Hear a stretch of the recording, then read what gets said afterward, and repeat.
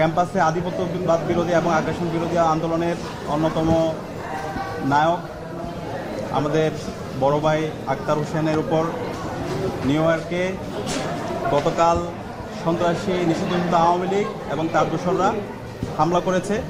এবং একই সাথে আমরা দেখতে পেয়েছি ডক্টর মোহাম্মদ ইউনূস বাংলাদেশের প্রধান উপদেষ্টা ওনার সঙ্গীর উপরে সন্ত্রাসী ছাত্রলীগ এবং নিষিদ্ধ আওয়ামী লীগের সন্ত্রাসীরা হামলা করেছে। আমরা এই হামলার তীব্র নিন্দা এবং প্রতিবাদ জানাচ্ছি।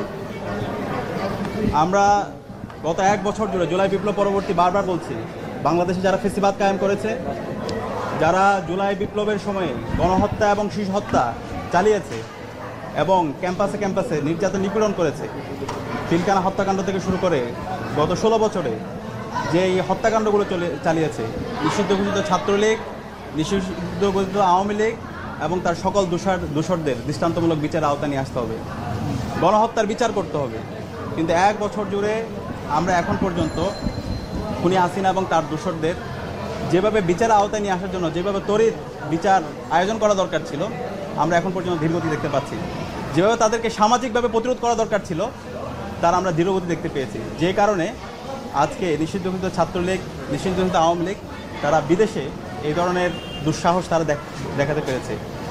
আমরা অন্তর্বর্তীকালীন সরকারকে অনুরোধ করব এবং বাংলাদেশের সকল রাজনৈতিক দলকে ফেসিবাদ বিরোধী আমরা যারা আন্দোলন করেছি, সংগ্রাম করেছি, আমরা সবাইকে অনুরোধ করব, আওয়ামী লীগ প্রশ্নে আমাদেরকে সবাইকে এক হইতে হবে, নিষিদ্ধ ঘোষিত ছাত্রলীগ প্রশ্নে আমাদেরকে এক হইতে হবে।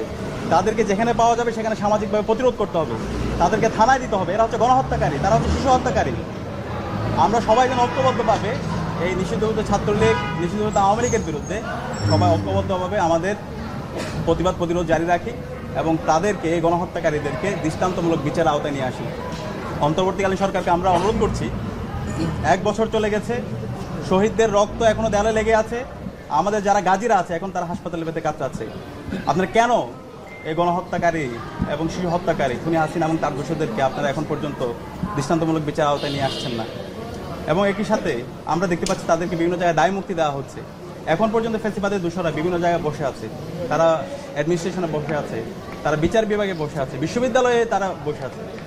আমরা ঢাকা বিশ্ববিদ্যালয় থেকে ফেসিবাদের সকল দোষরদের বিরুদ্ধে আমরা জিরো টলারেন্স ঘোষণা করছি। আমরা তাদের বিরুদ্ধে নিষিদ্ধ প্রশাসনকে ব্যবস্থা নেওয়ার জন্য অনুরোধ করছি। আমরা